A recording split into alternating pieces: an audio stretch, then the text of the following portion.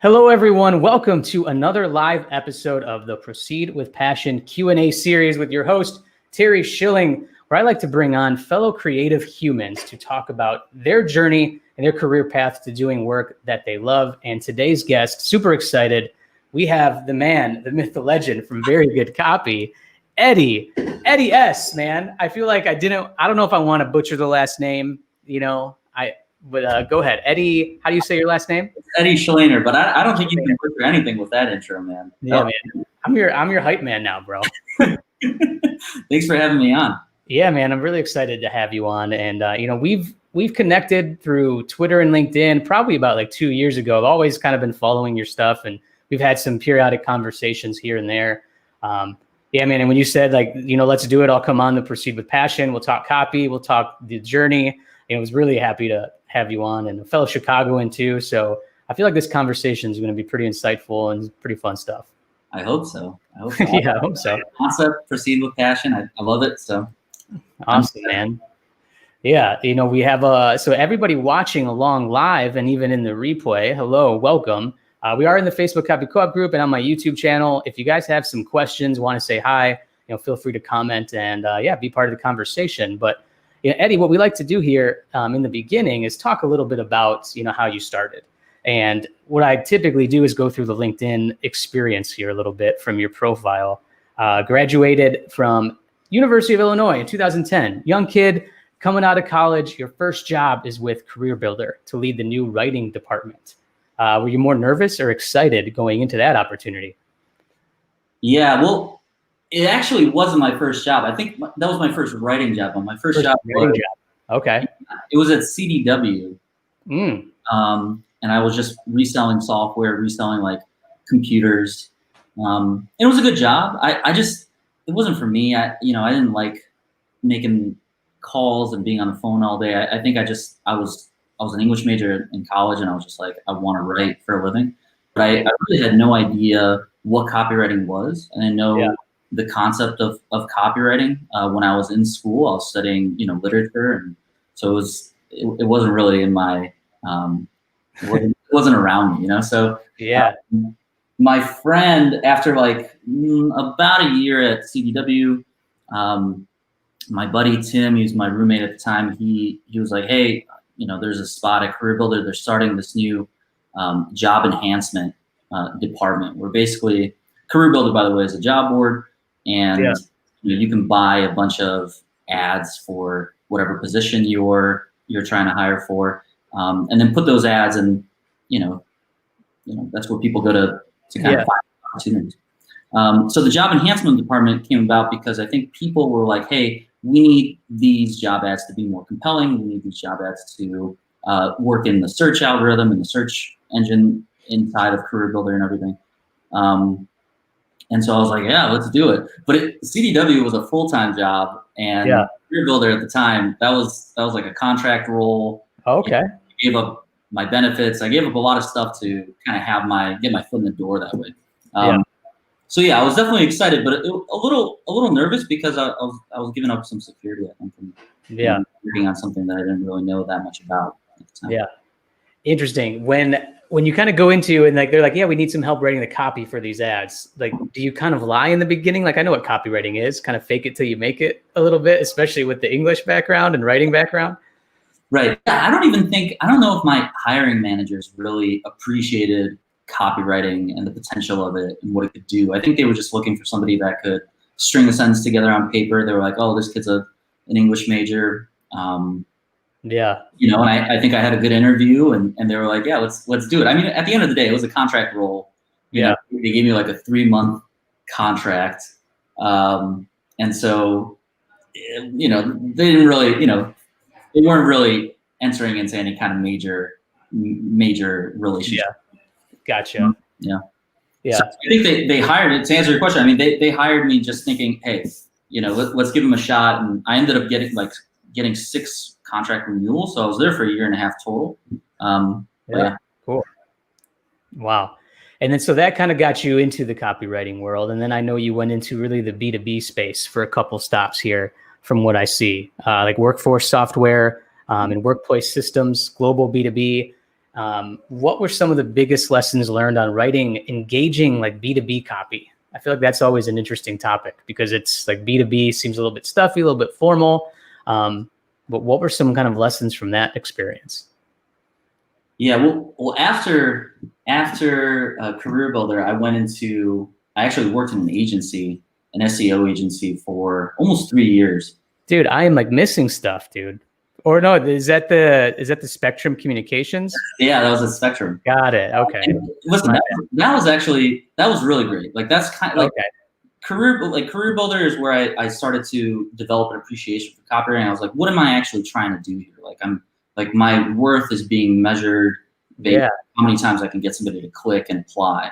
So that's what really got me started, like studying the old school direct response, masters, Gary Bencivenga, Gary Halbert, John Carlton, Claude Hopkins, like all these guys that, basically developed the direct response industry. And so, I studied it there. I mean, I didn't have very good copy at the time or anything. After I went to the agency, that's when I was like, okay, like this, it's my second job. Like I can, like as a full-time job, I was like, I can get really serious about this now. Yeah. And, that's when I started very good copy, and I started to kind of like teach myself the lessons as I went. And in order to just kind of like to record them, that's how very good copy started. So, but I think my time at Spectrum was pretty critical in my development too, because it was just, it was an SEO, we made SEO websites, and after people got like landed on the page, we wanted them to convert. Needed to convert for these companies that we were working with, and they were all hand to mouth with their leads. So the biggest lesson you said?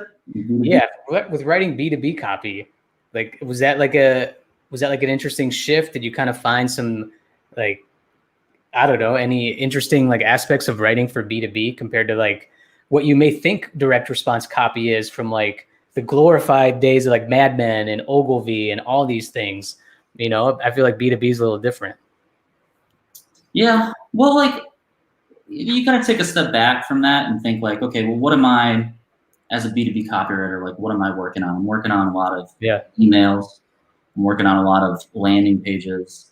And really, at the end of the day, in B2B, you're not always trying to sell the solution. You're not always trying to sell the product itself right away. Just trying to sell like that first step into that conversation, because like B2B, sales are so much more, it's just a longer sales cycle, and it's just bigger price tags and stuff. So you're not going to sell anybody on, a huge software solution on you're going to have to get on a phone call.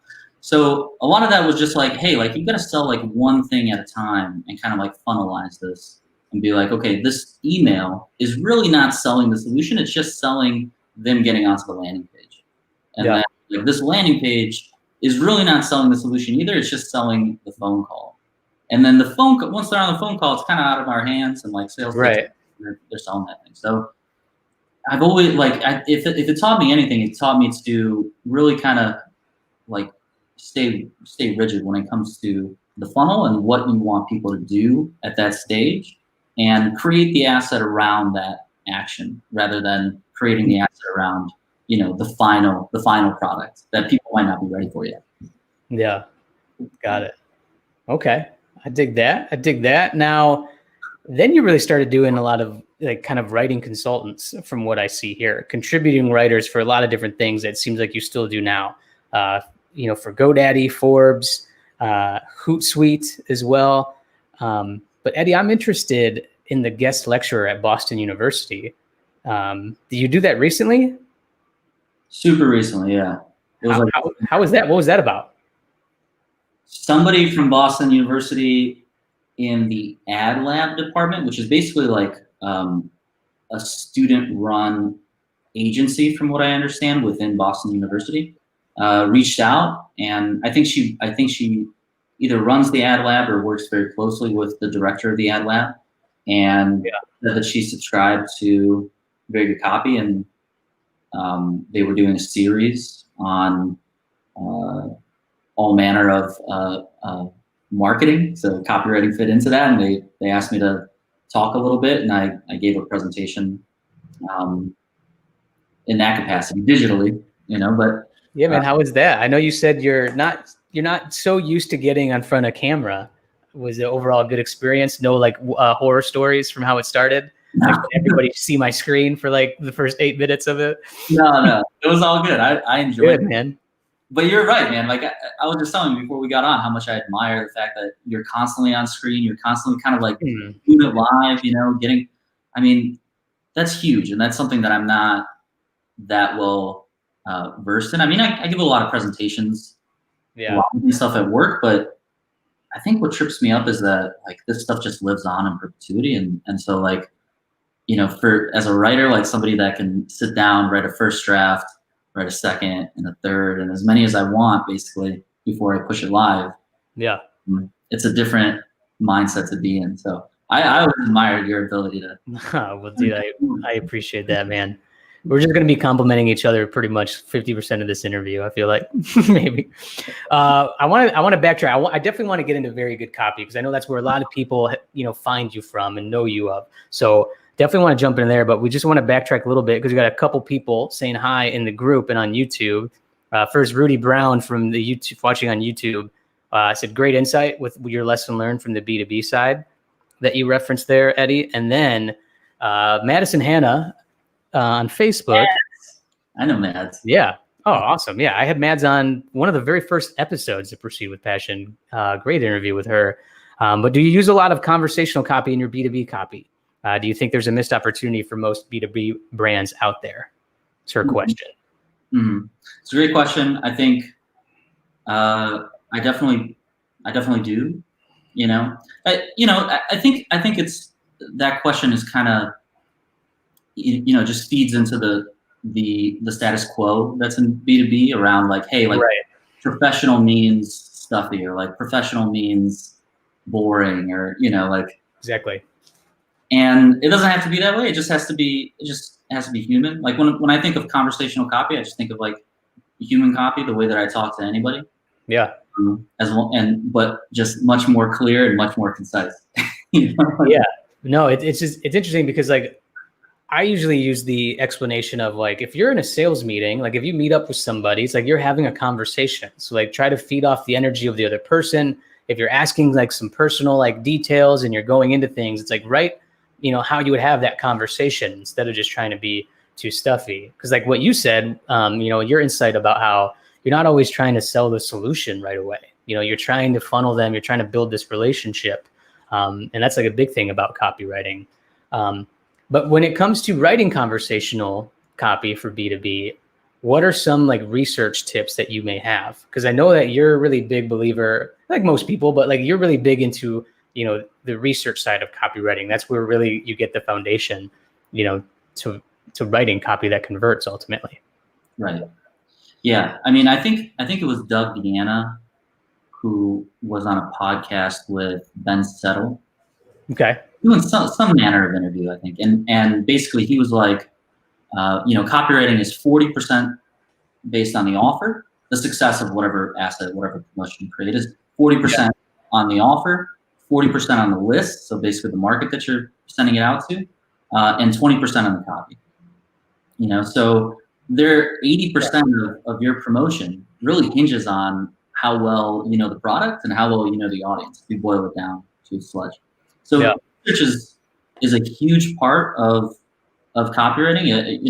I always like to think of it as like copy researching instead of copywriting, because really, like Eugene Schwartz says, it's really just about assembling all the research that you just did. So it's super important. And I think my tried and true method, especially in the beginning, whether I'm working B2C, B2B, whomever it may be, I jump on a call and I have some interview questions that I ask, very broad, very general, nothing really that's special or anything that anybody hasn't heard. But I record the call and I ask the questions and I do my best not to interrupt. and I do my best to listen as best I can. And sometimes I'll like mirror people, you know, like if you ever heard of this, or they'll like say something and you know, say they end the question or the answer with and that's what it's all about. I might be like, and that's what it's all about, and then that'll just like prompt them to keep talking. Dude, I'm a huge believer in the mirroring techniques, even just like within email, because like if you sent me an email, Eddie, and you're like, "Hey Terry!" exclamation point, and then said something, I would reply back, "Hey Eddie!" exclamation point. Like a lot of times we do it, but like even like if you just be a little bit more mindful of that, we kind of just have this like subconscious feeling that like we're connected in some way. But even like you said, like repeating what they said, even like back in the day when we were face to face, like kind of like mirroring their like, you know, like hands and like mannerisms and things like that. There's a lot of studies behind it, and a lot of it's definitely works. Oh yeah, negotiators do it. I mean, it's a tactic basically to get people to continue talking. At least from my perspective as a copywriter. Yeah. And the more the client talks, and obviously if I'm recording it, you know, there's just more opportunity to go back and find that turn of phrase, find that tidbit, find whatever it is that could in effect become an angle, could become a headline, could become something that you zoom in on and create an entire email around or an entire landing page around. Yeah, absolutely. Yeah. Do you have like one or two go-to questions that you like to ask that get a lot of like insightful answers? Honestly, you know what? Could be anything. That's the thing, Terry, is like it could be anything. It could be like, tell me what you love about this. Tell me what you hate about it. You know?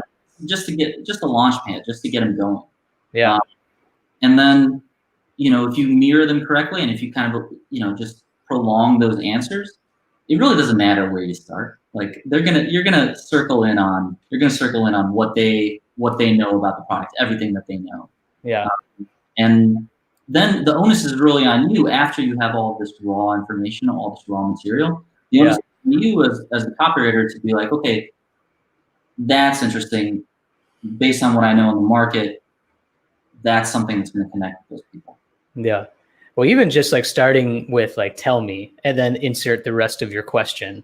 You know, tell me what your biggest struggle is. Tell me what sparked you to reach out to me today, or tell me what, you know, your biggest complaint is, you know, and then just get them talking. Yeah. And then, I mean, as a copywriter, it's huge just to really like listen so carefully and actively, and just like you said, try to catch those things for sure. I mean, and that's even like an extra great tip too, Eddie, is just like recording the call. Like sometimes we do Zoom meetings or like we get on a phone call. You know, we have a lot of digital tools now. We like get on Google Meets, Zoom, and record it, so you can have all that to go back to. It's easier. It'd be weird if you showed up to a meeting.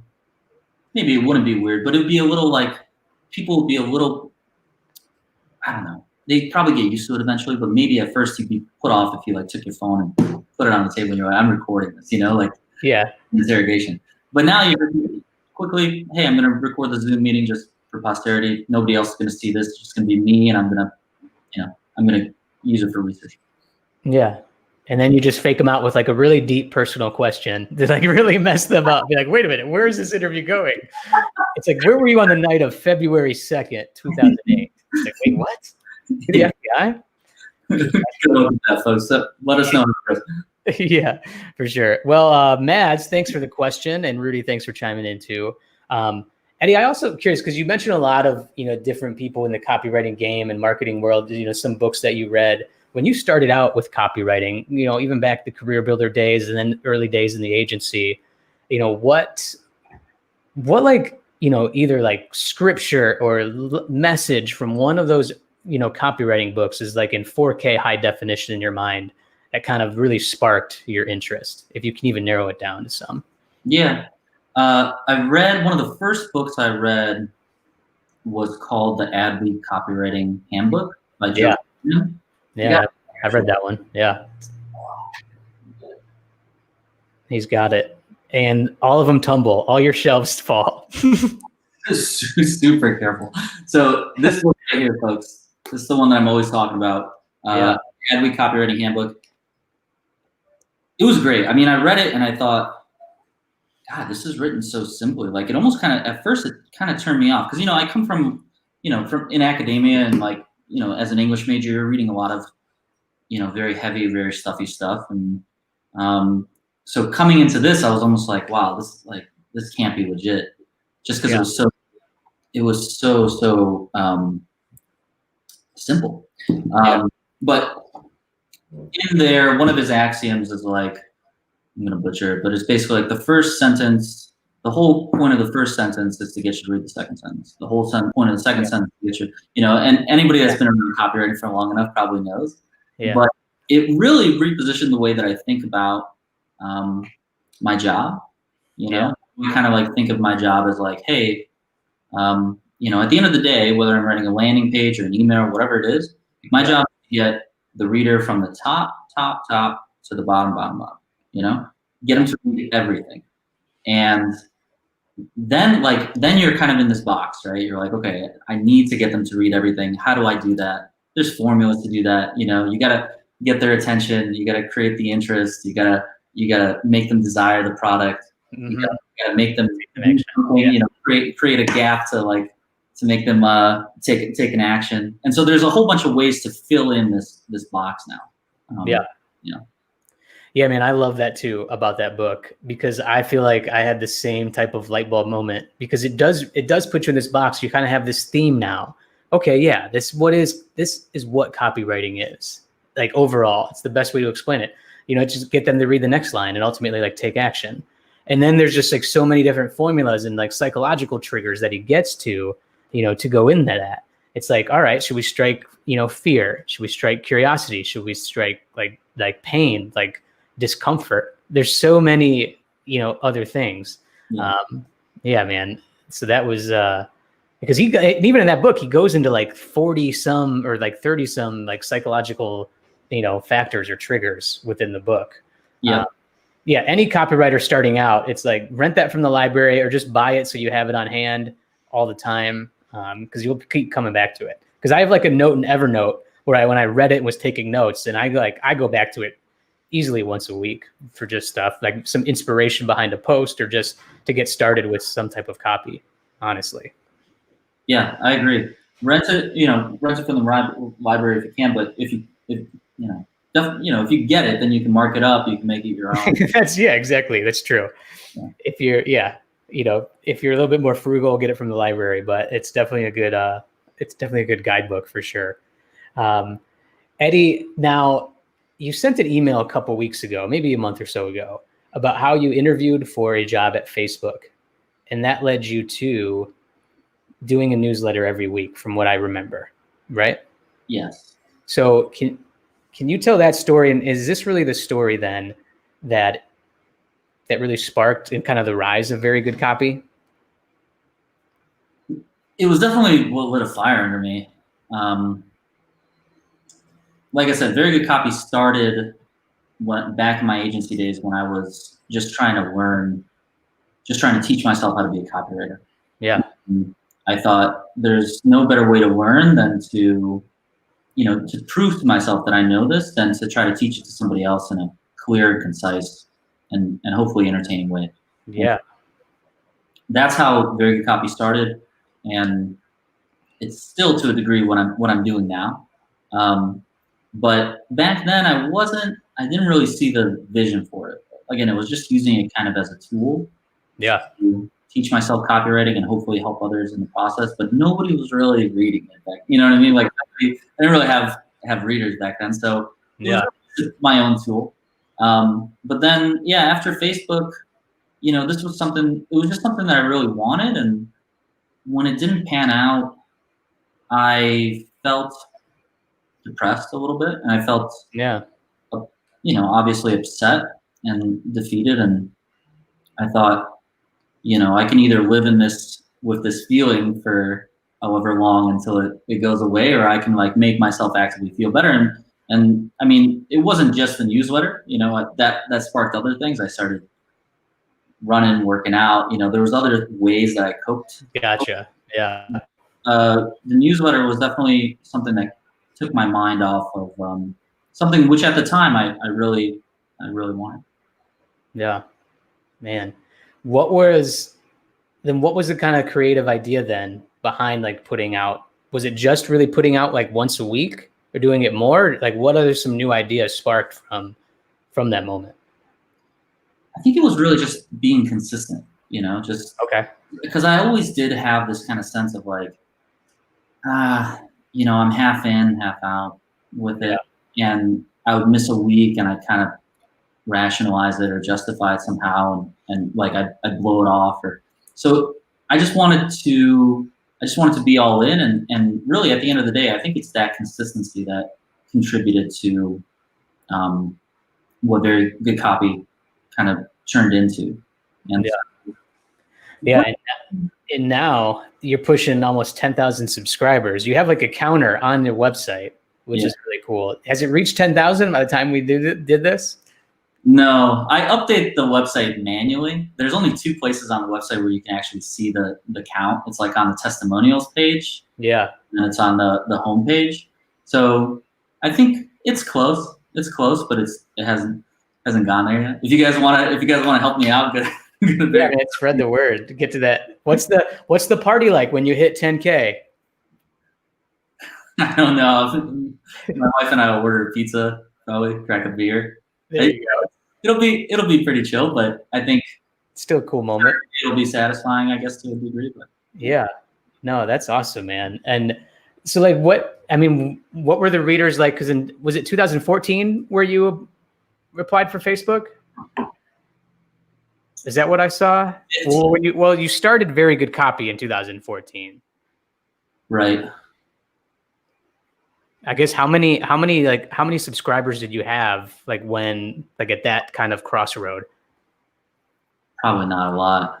It was probably like early 2015 or geez, you know what? You're gonna make me lie. I really don't remember. Sometime in that year, but it wasn't a lot. It was probably, everything's relative, but it wasn't what it is right now. Got it. Okay. Well, I want to know, because I know even just promoting this, conversation that I was having with you today, people are like, been a huge fan of his micro content, huge fan of Very Good Copy for years.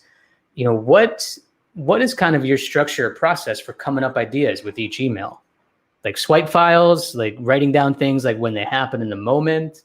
And then I just want to know, what's your best advice then for people out there to start an email list and get their first 100 subscribers?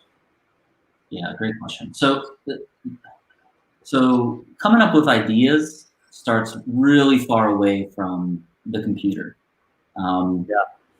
It usually, like, if I could boil it down, and tell me if this makes sense, but basically it's like every article is something that's happened to me, an anecdote that I can tell about my life, or a story that I saw on TV or read in a book. Not every article, but a lot of them start with some sort of completely unrelated to copywriting story that's usually universal in its theme, and just a human story. And then I say, okay, well, how can I connect this to a copywriting principle or a tactic? Or more likely, it'll just be like, something will happen, or I'll see something, and I'll be like, oh, that reminds me of this tactic or this principle. And so I top every single article with that story, and then transition into, and here's what here's what this will elucidate about this principle or tactic. And that's how it all happens. So it really, the world's a huge place. There's an endless amount of material out there for shape lessons around, Yeah, dude. Marketing is everywhere if you're kind of looking out for it. You can put on your copywriting and marketing brain and figure out some way to tie it into some stories. Yes, everything. Cool. Yeah. Then what would be your best advice then for someone, maybe just not even a copywriter, but just someone creating an email list from scratch and trying to reach, like, all right, I got my email list out there, but now I need, a list I put a number on it just to kind of make it relative there, like the first 100 subscribers. Sure. So my first 10 subscribers were like my family and friends who Mom, Dad, Aunt Jane. I signed them up manually. Like, they didn't even know that they were on my list. So those were my first 10, and let's not even count them, I guess, because they didn't enter of their own volition, basically. But my next 160 something came after I published one article on HubSpot. Okay. And had a backlink to my website. And that's when because my first article or my first 2 articles on HubSpot didn't link back to Very Copy. Okay. But I was getting a lot of good feedback on them, and the editors were like, "Can you do another one? Keep this coming." And I was like, "Yeah, sure." And I don't even remember if I was like, I should send them to Very Good Copy, or if somebody was like, "Do you want a backlink?" Or I really don't remember how it happened, but I put one backlink in there, and I mean, thousands of people hit the site. Wow. I think like 1,500 people must have hit that site, and then I just made it very clear that, hey, I'm offering a newsletter. If you want to subscribe, it's free. Yeah. Go ahead. What were your HubSpot articles about? They were about copywriting. Yeah. They were about marketing, copywriting, and again, I was writing like listicles, like. Gotcha. Yeah. Top 10 or top 11 things about how to make your writing compelling, or how to make your writing more clear or concise. I'm really butchering the the quotes and the titles and everything. I don't remember. No, it's all good. No, but I think that's just great advice to get out there on like top publications, online sites, and like backlink to your site is a great way to just, 1, build credibility, and 2, build traffic to your blog, newsletter, email list, website. Yeah, for sure. Yeah. Well, it's just leveraging that audience, that existing audience, and yeah. And obviously you did something right, man. They like the content to learn more about you and like your thinking behind it all. Yeah, man. It was I was basically doing the same thing with these listicles. I was just each div or each subhead was just another tidbit that I learned in a book, or another story that that I relayed, something that happened to me. Yeah. It was the same formula. It was just a little bit longer. Yeah. No, man, it's crazy, man. And it's been, I mean, your micro content, like your interviews are great that you do on the newsletter. Yeah, man, really appreciate all that you do just for the copywriting world and community of just bringing awareness to it, as well. And I know a lot of people listening here too, and watching feel the same exact way, because clearly they gravitate toward you. How about you? We got to get you on. We got to get you on a micro interview. And yeah, I love it, man. At the end of the day, you're doing what I'm doing. Like you're showing up and consistently and just trying to be helpful, and I think if you're doing that, you're doing enough, Yeah, man, it's so easy to get caught up in the followers and people watching. And even just like, if I'm trying to offer something, then now it's like, all right, sales weren't great. It's easy to get caught up and like defeated in that sense. But the key is to keep showing up, because like there's other ways that you can just like get rewarded from all of this. Like you're bringing awareness, but like, just people reaching out and saying, oh my gosh, your video is so helpful today, or like your newsletter was great today. Just keep showing up. I think just like impacting other people is really what drives me. But I know like, consistently showing up is really the key. Right. And also like consistently showing up, but having some sort of feedback loop where you're getting feedback, critical feedback about what you can do better, and actually doing that, actually like implementing those suggestions or those tips. And that's where mentors are so valuable, and just people that you trust, because you need to be consistent, but I do think there needs to be some improvement, some innovation in your work. Yeah, man, absolutely. To kind of keep the ball rolling, keep the momentum going. Yeah, man, I'm a big believer in that. I think I've said it before on this. I read Bob Iger's book, his recent book, and like his big thing was like innovate or die. And I mean, it's just like the whole book was all about that, just like how he like acquired Marvel and Star Wars and all that stuff. It's fun. Look at this. We're at the point where I'm comparing myself to Bob Iger. But, but it's just like creating, like, it's like, all right, I'm doing this video interview series now just to bring on other people to talk about what they do. It's like I do that tagline game show, as well. And like, that's just a ton of fun. So there's just other ways to bring awareness, of not just like selling. Because I think the community aspect of all of this it's so rewarding. Oh yeah, no, I totally agree. It's a different form of payment, you know? Yeah, no, 100%.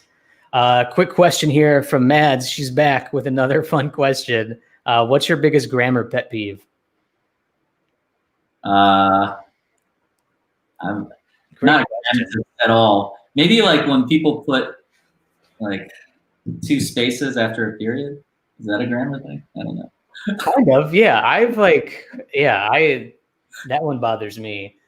I mean, spelling mistakes are bad. I just find that I'll sometimes just get so caught up in writing something so fast and completely skip it when I'm editing it because I'm reading it ahead. Where it's I think the other day, I said wear your mask, but I spelled it WHERE. Just dude, just little spelling mistakes I make a handful of times. And that's just a pet peeve of my own of just self-criticism. Yeah, no, it's annoying. I think the thing with grammar for me is as a copywriter, maybe grammar falls to the background a little bit just because at the end of the day, it's how am I gonna, if it's clear, if people can understand it. Yeah. I think most of the time they might not really care about your grammar mistakes or what kind, yeah, style you're using.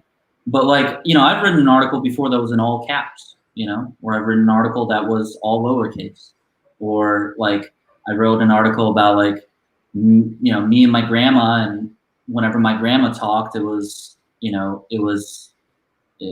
first letter of the sentence was capitalized. Whenever I talked, the first letter of the sentence was lowercase, just little things like that.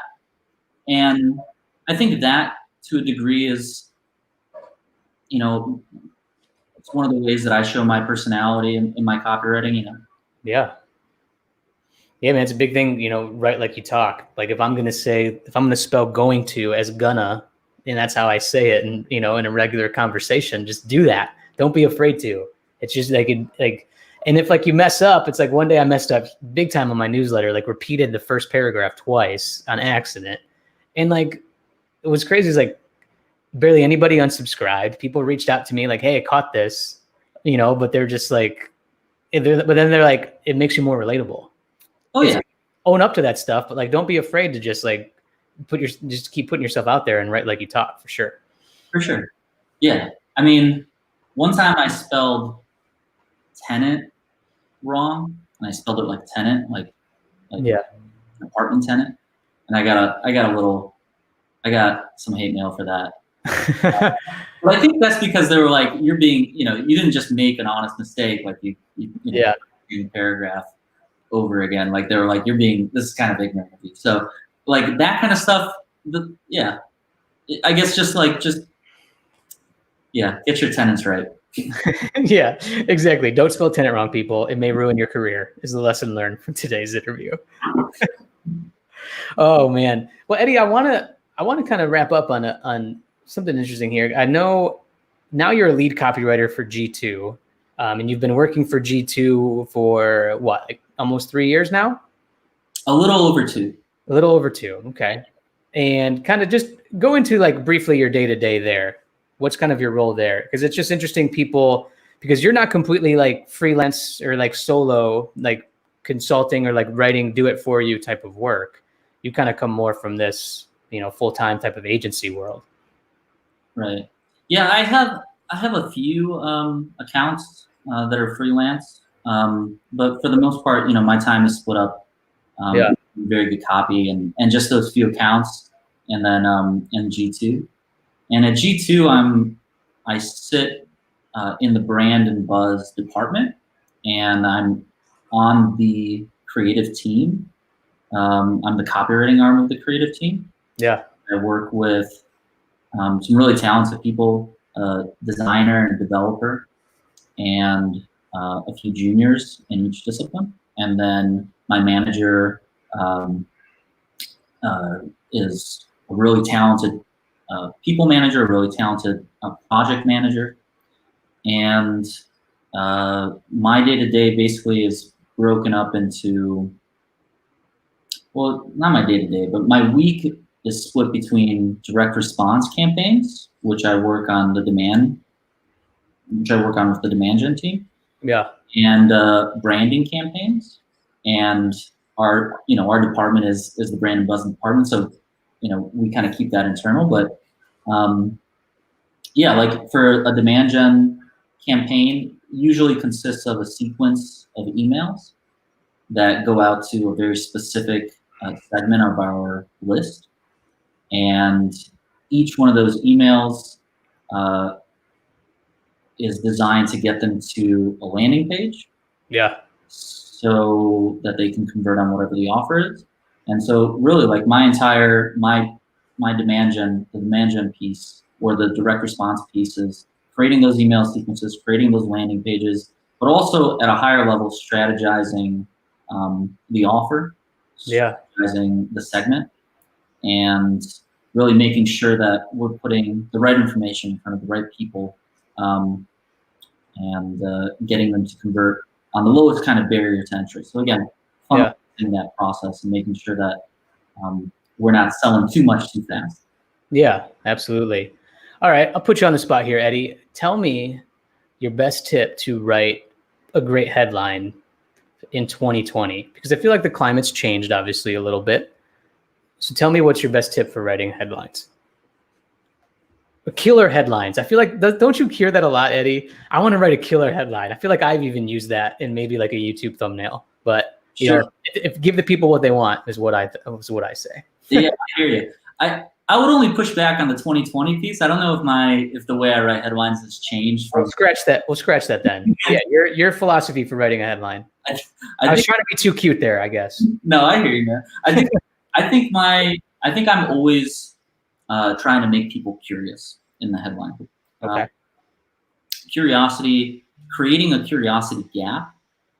So basically just withholding a piece of information. So like they say, like the way to make somebody curious is to tease the value and then embellish the benefit. And it's really like what fascinations do. Where basically you say like, hey, this one thing will help you write headlines better than you've ever written them. So the value in there is this one thing. That's and then the embellishment is write headlines better than you've ever written them. And so what you're doing there is you're making a promise, an inherent promise. You're going to learn how to write headlines, but you're withholding that piece of information, that value that's going to help you write that headline. So I think if I were to boil it down, to its sludge, it would be try to make your target audience as curious as possible. Because again, Joe Sugarman, the first line, the headline essentially, is designed to make him read the second line. So always be striving to make people curious, whether that's a headline, whether that's a subject line. Always be thinking, what can I hold back here in order to make reading the next line irresistible? Yeah, absolutely. And also make sure that the barrier to entry for reading that next line is low. So if the barrier to entry for reading a headline or for reading the next sentence is just clicking to open an email, that's a pretty low barrier to entry. If the barrier to entry is like filling out a form with like 15 form fills, that's kind of a higher barrier to entry, and people are going to stop and think. Yeah, dude, that's a great point. Absolutely, because like you can run into that on landing pages, especially just like filling out this huge form to get to the one thing, to get that value in the to get like you said, to get this one thing. Yes. Yeah. Well, then let's kind of get to the end of the funnel for the call to action on it. What is your best tip to get people to click? Well, the first thing I tell everybody is it has to exist. Like there has to be a sentence that actually asks you to do it. Yeah, dude, I love that. Yeah. Because it seems like so many of the things we kind of talked about today, like kind of obvious after you hear it, but yeah, sometimes you need somebody to tell you. I hear you. Yeah. Right. Like you say it out loud. You need to say, hey,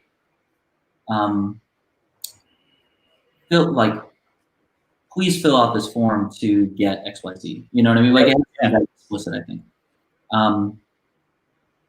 So it has to be there. And of course it has to be relative. The amount of effort that somebody puts into filling out the form has to be relative to the amount of information they just took in, the amount of copy they just read. It has to be relative to what they're going to get, the value that they're going to get in return. Always be thinking about like, hey, like if I'm offering, this free resource, is it worth it to somebody to give me their email and 15 other pieces of information about themselves? Actually, how long is that going to take? And like, what is that going to look like for somebody looking at a screen full of form fills? Like actually like put yourself in that person's shoes and be very honest with yourself. Would I do this? That's a part of copywriting, is just having that empathy and being objective, with all these decisions that you make. Yeah. No, man, I love that. Great stuff. And now I want to just mention everybody watching along. We're kind of wrapping up here. If you guys want to ask a question, please feel free. Mads, thanks for a couple of yours. Thanks, man. Eddie, just real quick, I want to know your take on this. Just from, I did a podcast episode on this, and it was about AI software. And now there's some of them that can pretty much write headlines for you and write blogs for you. And I don't know if you use some of it to help you out, but do you feel that there's any possibility that AI software could replace the need for a copywriter like yourself, and just copywriters in general, really? Mm-hmm. I haven't used any, but I think people have been asking this question for a long time before computers even existed. And I think it always comes down to the fact that computers, AI is not going to be able to mimic creativity, and being able to connect things in an agile way. Yeah, you can input information into a computer, and then that computer can put it together for you more quickly than you would be able to. Yeah. And I don't know what the future holds for that, but I do know that raw data, that raw information, those ideas are not going to be able to come from a computer. Probably not in our lifetimes.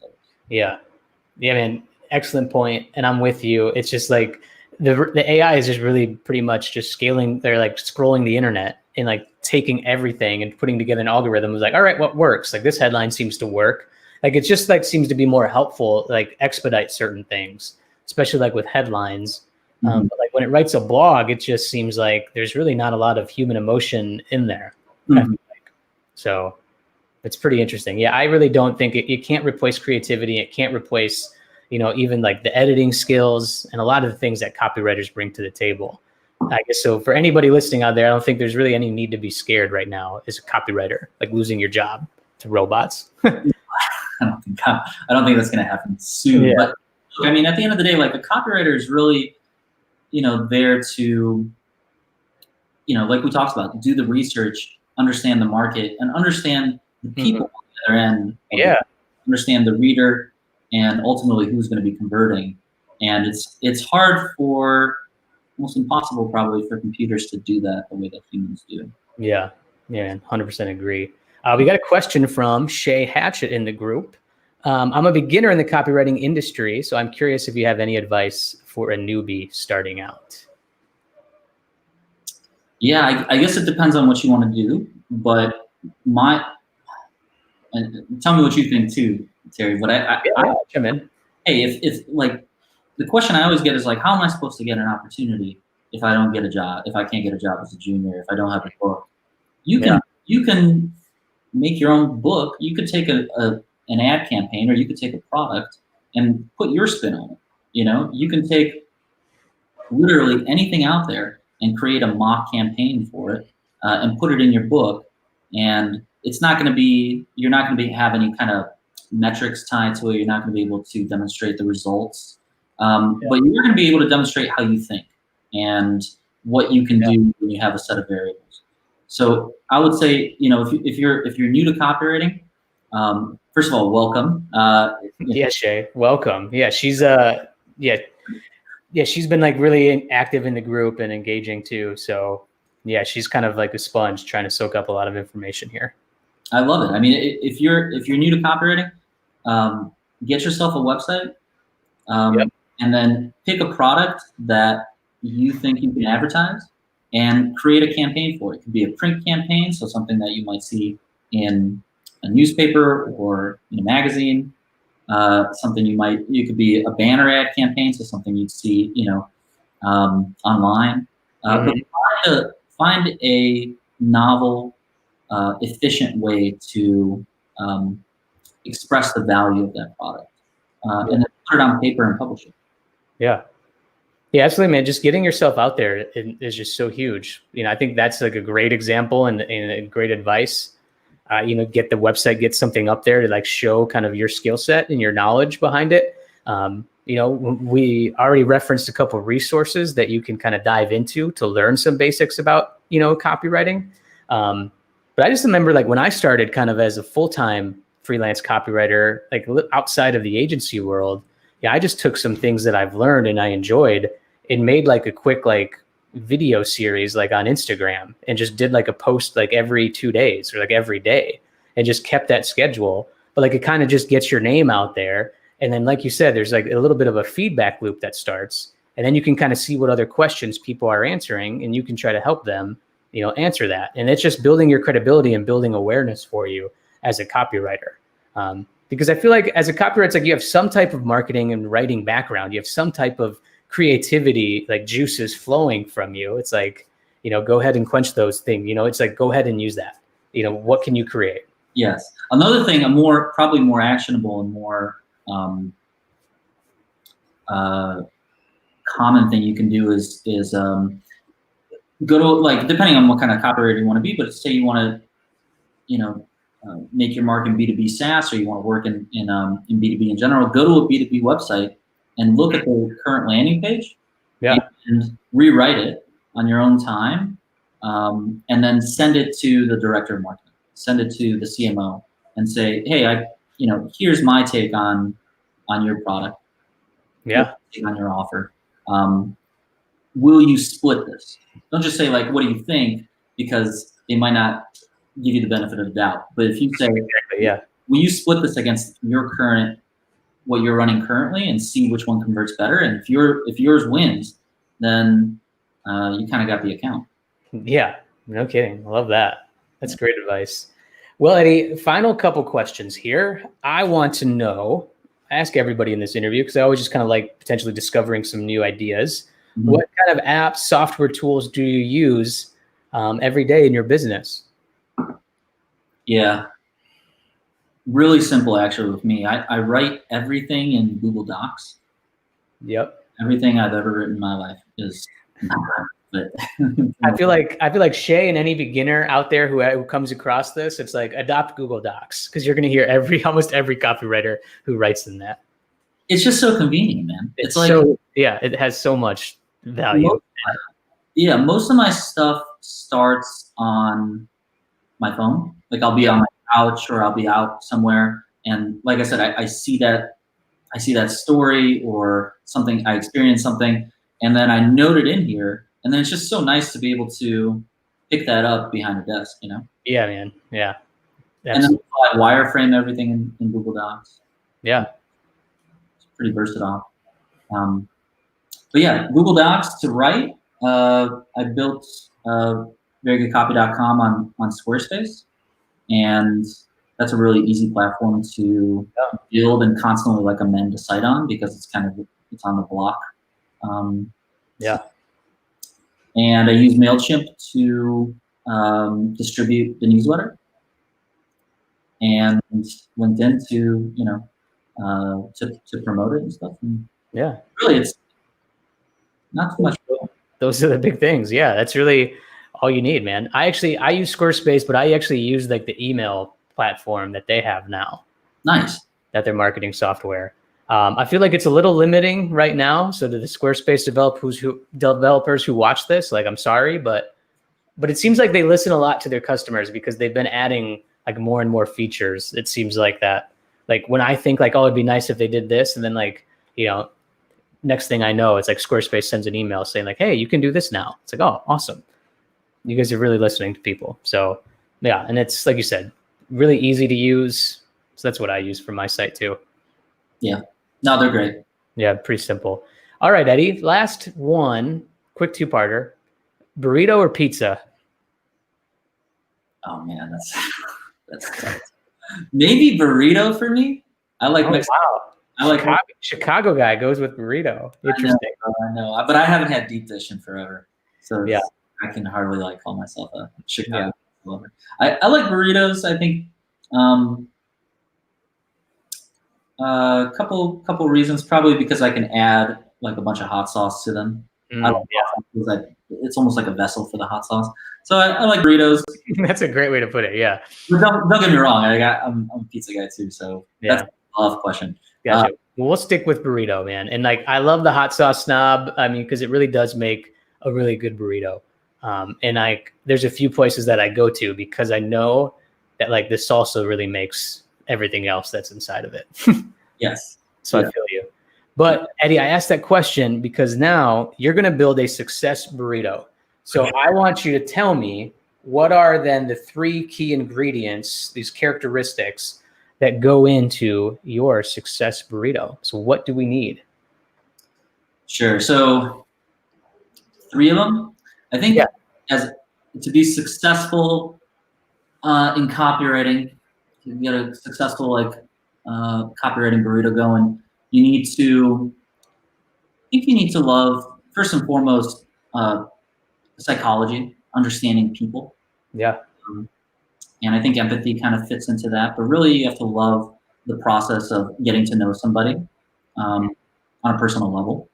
And I think that's even more important than actually loving writing and being a writer. Although that's a good point. That's probably the second ingredient is, hey, at the end of the day, you got to write. Writing is how you relay your ideas or how you relay anything. So that's our medium. So you got to love psychology and people. You got to love writing. And then probably you have to really, probably like, you don't have to love failure, but you have to be okay with it. You have to be okay with putting something out there that's not going to work and taking a chance. Because that's half the game, man. It's like, dude, it totally is. So awesome, man. What's good, man? That sounds like a tasty success burrito, dude. Psychology, a little bit of love writing, some empathy, and then you throw in embrace failure because you really do need to. You need to be resilient for sure throughout this process. Well, Eddie, man, thank you so much for coming on, dude. What's next with Very Good Copy? What can we expect? Kind of moving forward. Well, you can expect, I guess, more micro interviews and articles and courses. Cool. Content, and then eventually I'll start putting out more premium content that's for sale, and you'll hear more about that soon. Yeah, man, look forward to that. Awesome. Well, Eddie, man, again, thank you. And then, is there anywhere else, if you wanted to say where people can find you, maybe give the URL, anywhere else, anything else that you want to promote that's going out right now? Yeah, I'd just say if you want to follow me and follow my work, go to verygoodcopy.com and read a little bit. And if you like it, subscribe. And then you'll get a free newsletter from me every week, which is basically just a culmination of everything that I published that week. And it's convenient, but it also has some extras that are thrown in there every now and then. So I'd say do that. Yeah, for sure. Everybody check that out. Yeah, man, Eddie, this was great, man. I think a lot of people are going to like this who kind of watch it later. Everybody who watched live and chimed in, thank you guys so much. This was great. Yeah, man, I know we'll be staying in touch, man. Absolutely. Look forward to it. Appreciate you. Yeah. All right, everybody. Thanks for watching today's exciting, awesome interview. Proceed with Passion Q&A series. We will see you next time. Take care.